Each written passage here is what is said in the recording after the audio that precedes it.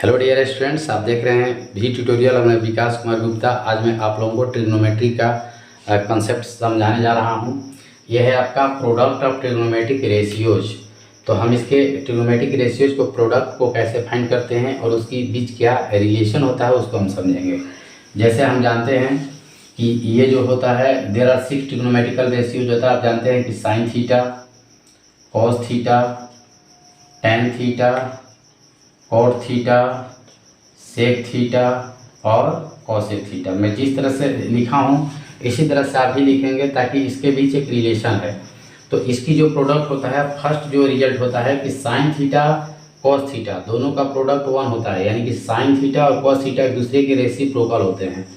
तो देखिए ये फर्स्ट है, ये लास्ट वाला, यानी इन दोनों का प्रोडक्ट क्या होता है 1 होता है। तो ये याद रखिए, sine theta into cosec theta equal to क्या होगा 1 होगा। आप इसको प्रूफ भी कर सकते हैं। देखिए हम आपको प्रूफ करके दिखा देते हैं। जो आप जानते हैं कि साइन थीटा का जो रेशियो होता है क्या होता है, परपेंडिकुलर अपॉन हाइपोटेनस होता है, इंटू कॉसेक थीटा का रेशियो क्या होता है आपका हाइपोटेनस अपॉन परपेंडिकुलर। ये परपेंडिकुलर से कैंसिल, हाइपोटेनस से कैंसिल, आपका 1 रिजल्ट आ गया।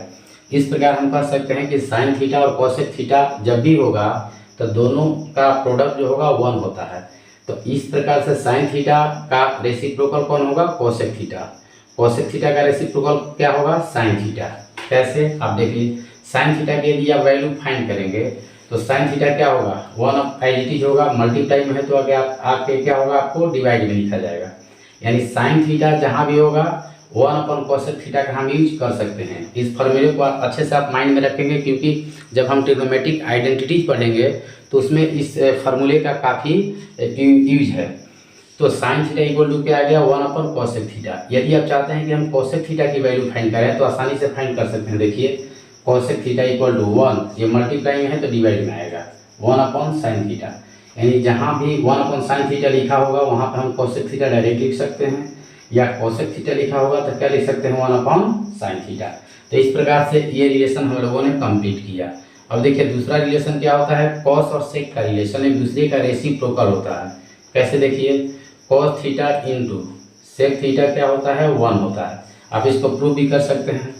प्रूफ करेंगे तो आप क्या हो जाएगा, कॉस थीटा इक्वल टू होता है बेस अपॉन हाइपोटेनस, और सेक थीटा ही हाइपोटेनस अपॉन बेस, एक कैंसिल आउट हो गया, क्या हो गया 1, क्योंकि ये कैंसिल। तो हम कह सकते हैं कि ये जो रिजल्ट है बिल्कुल करेक्ट है। Therefore cos theta equal to क्या होगा 1 सेक थीटा। यानी जहाँ भी लिखा रहेगा ट्रिग्नोमेट्रिक आइडेंटिटीज में 1 सेक थीटा, वहाँ पर हम यूज करेंगे कॉस थीटा। अब देखिए यदि सेक थीटा आप फाइंड करना चाहते हैं तो क्या हो जाएगा 1 कॉस थीटा। तो ये आप समझ गए रिलेशन कि कॉस थीटा की जो भी वैल्यू होता है उसका रेशियो अगर चेंज कर देंगे तो आपका सेक थीटा की वैल्यू हो जाएगा। सेक थीटा की जो भी वैल्यू होगा उसका रेशियो चेंज करेंगे तो कॉस थीटा का। जैसे मान लीजिए कि आपको सेक 30 डिग्री की वैल्यू नहीं पता है, कॉस 30 का वैल्यू पता है। कॉस 30 का क्या होता है √3/2, इसका रेशियो चेंज कर दीजिए, यानी कि 2/√3 जो होगा आपका क्या हो जाएगा, सेक 30 की वैल्यू हो जाएगा। तो इस रिलेशन को आप माइंड में रखेंगे। नेक्स्ट क्या है रिलेशन आपका है क्या, ये देखिए tan theta into cot theta. tan theta into cot theta equal to क्या होता है 1 होता है। इसको ध्यान रखें क्योंकि ये जो क्वेश्चन का इस एप्लीकेशन का यूज करेंगे हम लोग कम्प्लीमेंट्री ऑफ एंगल में। तो कॉट थीटा ये भी जानते हैं, इसको प्रूफ करना चाहते हैं तो परपेंडिकुलर अपन बेस होता है, और cot theta equal to base upon perpendicular होता है। ये कैंसिल आउट हो गया, ये आपका रिजल्ट 1 आ गया। तो आप कह सकते हैं कि tan थीटा इक्वल टू क्या होगा 1 कॉट थीटा होगा, और कॉट थीटा क्या होगा 1 tan थीटा होगा। तो इस प्रकार से हम लोगों ने ट्रिग्नोमेट्रिक रेशियोज के प्रोडक्ट को समझ गए हैं, उसमें इसका हम लोग यूज करेंगे।